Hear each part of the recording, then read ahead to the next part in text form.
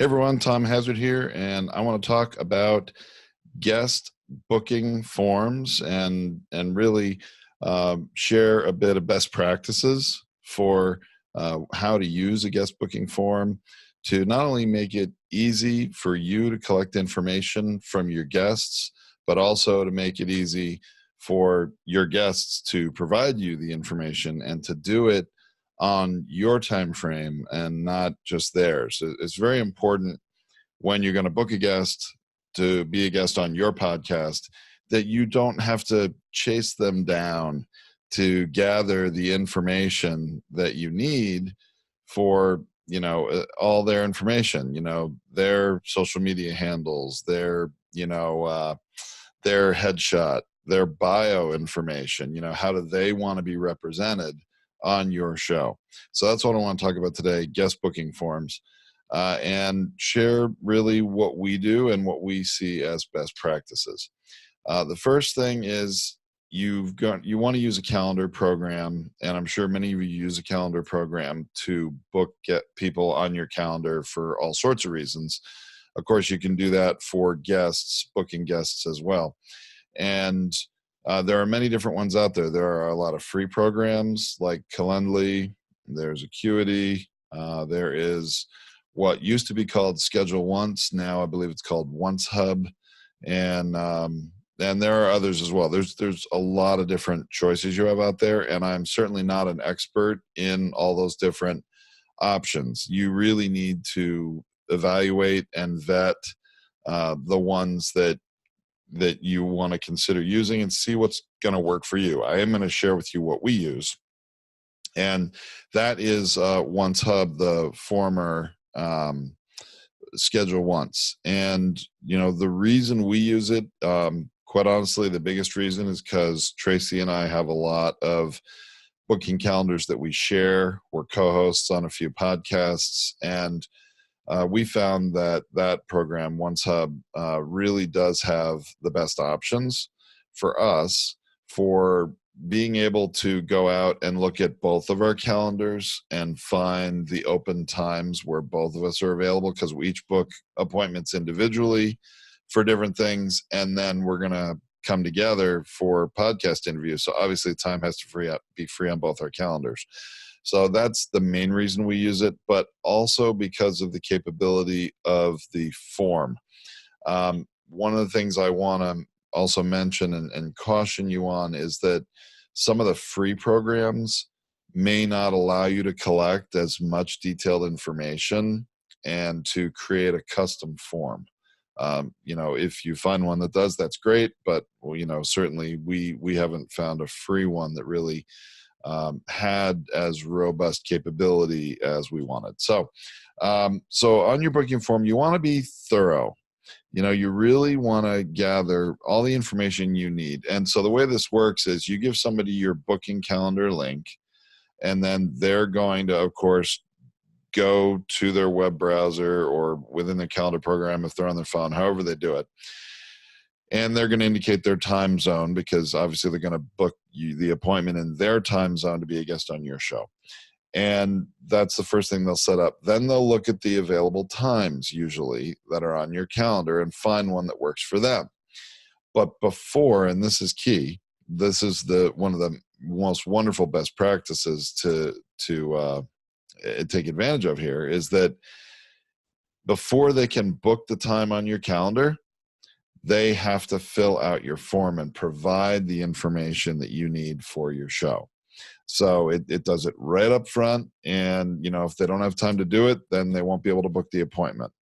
And this is another reason why when you create your form, you want it to be thorough, but you don't want it to be too much work for them. If you give them 20 different things to enter and it takes a long time to fill out, they're probably going to abandon the form and not do it right then, or at least, they might come back to it later, but some of them may just say, oh, this isn't worth it. It's too much information.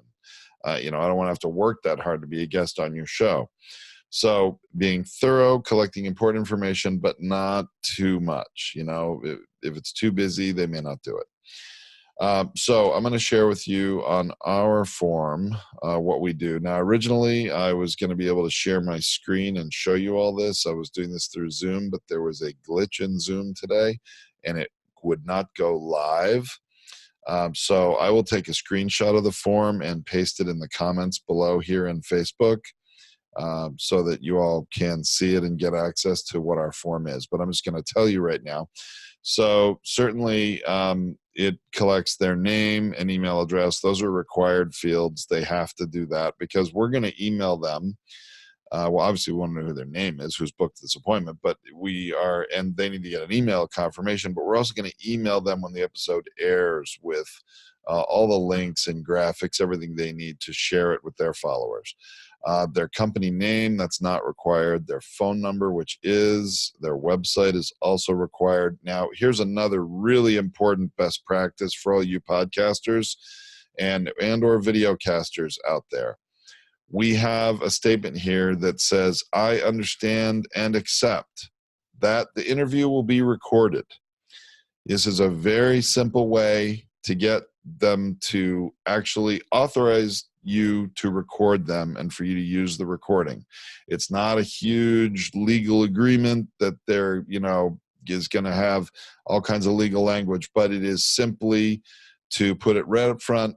You're going to be recorded, and by clicking this button and booking this appointment, you are acknowledging and accepting that you are going to be recorded. And then the checkbox is already checked because it's required. If they uncheck it, they won't be allowed to book the appointment. So it just says acknowledge and accept interview recording. Very important. Now we've got the next thing, which is also required, is a big text field for their bio. You really need to collect their bio information. And while a lot of people might have that posted on their own website, sometimes it's out of date. They need to update their bio. So you know what? Here, they're providing you the bio that they would like you to use on your website if you create a blog post for every episode, which you should. And certainly if you work with us at Politize, if we produced your show, we create a blog post for every episode and put it into your website for you. So you need to have that bio information. And, this gives them an opportunity when even if they're just going to copy and paste it from their own website or some Word doc they have on their computer, if there's anything they need to update, they'll do it right then. So definitely getting that bio is very important.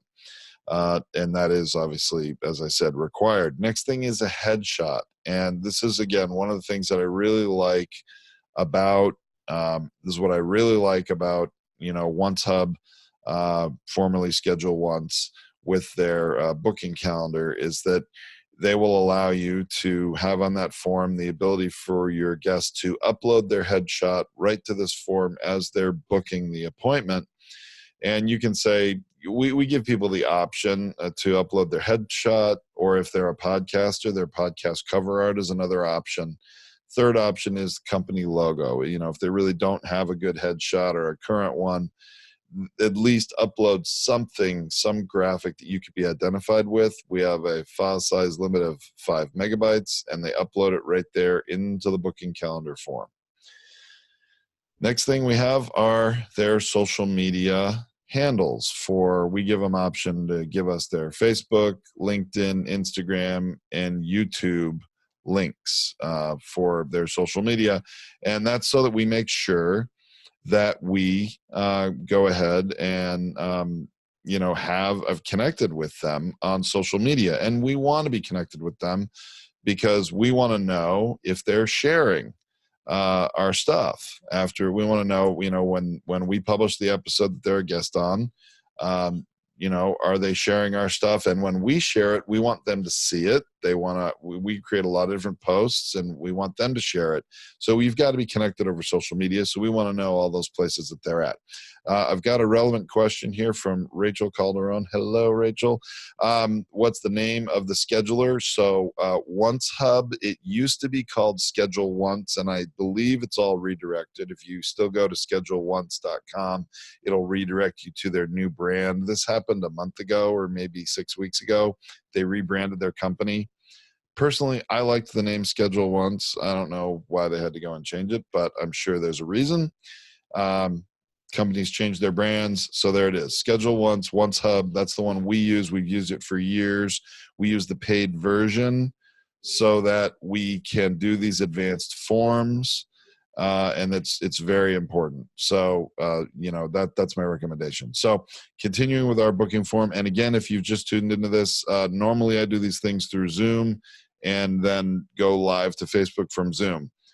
This afternoon, I tried it like 4 times and there was a glitch and it wouldn't go live to Facebook from Zoom. So that's why I cannot share my screen right now and show you the booking calendar. I am going to paste in a screenshot of our form here in the comments after this live is over. So remember to come back here and you can get a copy of our booking form. So let's see, going back to our form now, after the social media handles, we put in here some suggestions for the guest to share with us some topics for discussion. Basically what's important to them. What do they want to make sure that we remember or at least consider to ask them about? Now, I'm not saying I want my guest to really drive the entire conversation and dictate what we talk about. It's my show. But hey, I want to know what's new and exciting. Maybe you have a new book that's come out and that's why we're having you on as a guest. Or maybe, you're just an expert in a certain field and you're going to share some nuggets of information in a certain niche that our audience is going to be interested in. So we invite our guests to share with us and write in our form what are the topics for discussion that they would feel that they're experts in, that they would like to talk about. Now, I'm always going to do my own homework anyway about them and maybe ask them some things. I don't give my guest questions in advance. I don't really always believe in that. Maybe there are some cases where that would make sense. But basically this is, hey, what do you want to make sure that we ask you about? So thank you for pasting in the Once Hub, Rachel. The link is now in the comments. So hopefully you've seen that. So there, and then we have an open field that says, is there anything else we should know? A pretty open-ended question. Very few people fill it out. Usually they would write in the previous one topics for discussion, but maybe there's an event coming up where they're giving a keynote and they want to make sure we know about that. And we might mention it on our podcast, things like that. Or, it could be anything really, but we leave it open-ended. Now, once they enter in all that information, they click done on the form, that enters it in, and now their date on our calendar is booked. And they, like I said, they have to enter in all that information. And here's the other wonderful thing that I love about these scheduling softwares is that they then put it into my calendar. And if it's, Tracy and I are co-hosts on this show, goes into each of our calendars, each separately. And then all of the information about your guests that you've collected from them, not only does it get emailed to you from the scheduling program, but it's in your calendar, which makes it really easy. You now have a handy reference when you're going to conduct the interview. It's the appointment that's in your calendar, but if you click and expand all the notes, all that information on the recommended topics that they are, saying that they would want to be asked about, or you might want to ask them about, that's all in there. And, it's a really handy reference. And then, so I use it. I have that open and have that information there when they are, when I'm interviewing them. The bio information is very helpful when you might be introducing the guest, or, to remember a few details from their bio. You have it at a glance there, even while you're recording the episode. And again, the topics for discussion are very helpful, especially if, you get off track and your mind wanders, you can come back, you have a handy reference right there in your calendar. And then it's even more important after the interview is over, because when you need to go and submit your episode to your producer for production, then, you obviously are going to be giving providing the raw audio and or video.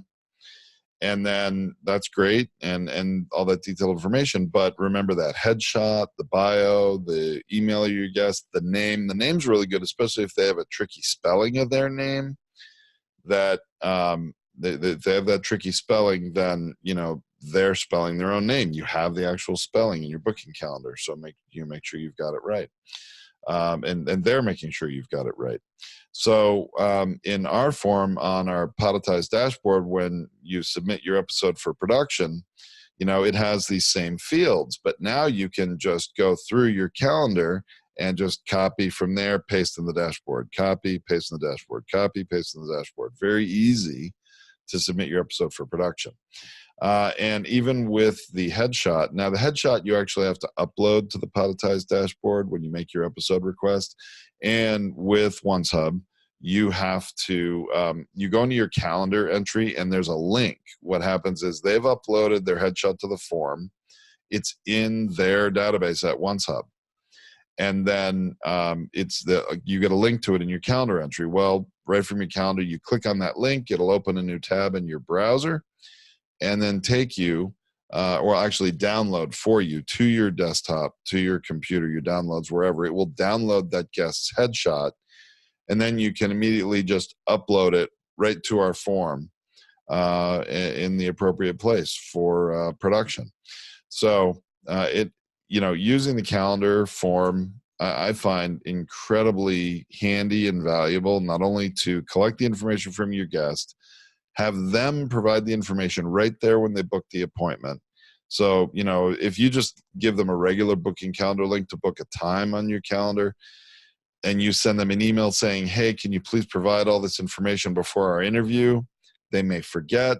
They may not have time. They just may be too busy. This way you're doing it right up front. You get it all in the beginning before they can even book. And then you've got it. And you don't have to ever chase them down. And wow, isn't that really handy and easy? Hey, Whitney, nice to see you. Thank you for joining us live today. I see you on there too. Now I want to share another cautionary tale about a booking calendar. We've also seen some people really create what I would call more than a thorough booking calendar form, but a incredibly comprehensive form, asking, I think, too many questions, too many long form questions, and really setting themselves up for a challenge in getting your guests to be able to, to reasonably provide that information in a and we're going to overuse the word, but a reasonable amount of time. I mean, you don't want to burden your guests before you've ever interviewed them with doing so much homework that they're going to think, wow, this is too difficult. I'm not interested in doing this. I wanted to be a guest on the show, but now in some cases, a high profile guest will have a PR firm they're working with. We get PR agents coming to us, soliciting guests for us to consider. And if they do that, usually the PR firm will fill out the booking form for their client, and it's their job to do it. And they probably would put up with more than the guest will in terms of how much information to provide. But I caution you on how much information you collect and how many forms you or fields of information you have them fill out. I think it should be something they can do in about 5 minutes, 10 at the absolute most. And the only reason it might take them that long is if they don't have their bio prepared and they're actually writing it on the fly.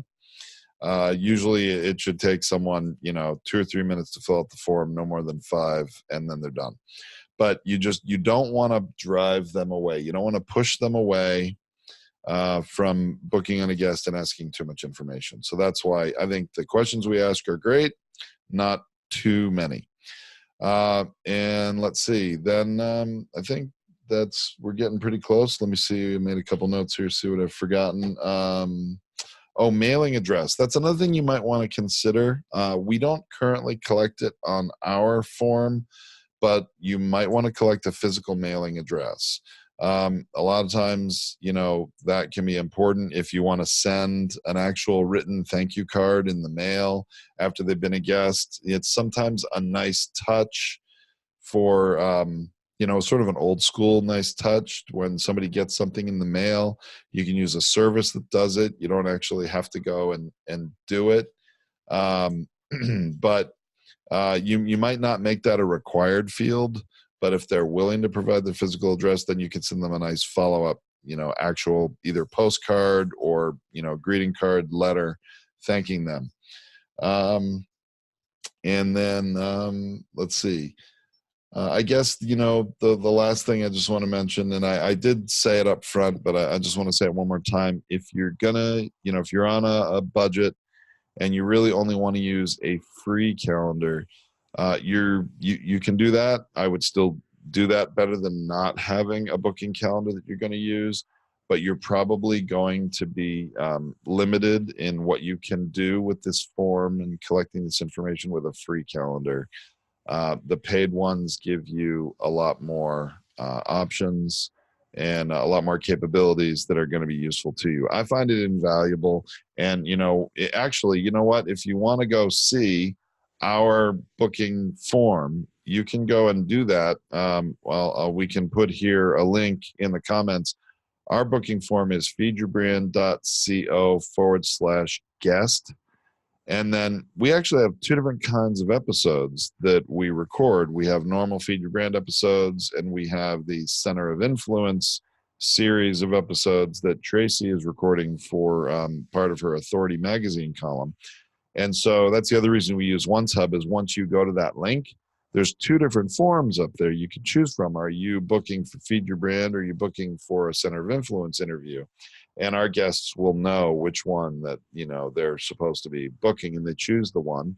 And then they get into that form. And that also books the right kind of appointment that's on Tracy's calendar, but not mine if it's Center of Influence.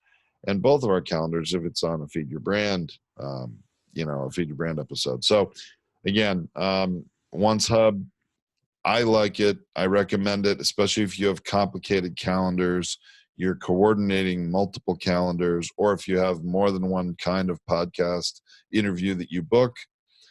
Between Tracy and me, there's like 4 or 5 different podcast interviews we book, and we're coordinating at least 2 different calendars, hers and mine. She has a co-host that is not even me on one other podcast, so Schedule Once actually coordinates with that third person's calendar. Really complex stuff. So I recommend OneHub, but if you don't need it, if you don't have that level of complexity, there are plenty of other programs that may work well for you. So anyway, I guess that's about all I have to say on that. If there's any more questions from anybody watching live, please make sure to fill that out. And Tracy's watching me from wherever she is. I think she's walking the dog right now, actually. So glad she's watching. So if you have any other questions about best practices or recommendations for a booking calendar or form that you may use to help gather that information from your guest, please feel free. You can comment here if you're watching this recorded and you're not watching it live. That's fine. Do that. And we will certainly answer all those questions. All right. Thanks so much, everybody. Thanks for tuning in. That'll be it for today. From Tom Hazard, thanks so much. I'll talk to you next time.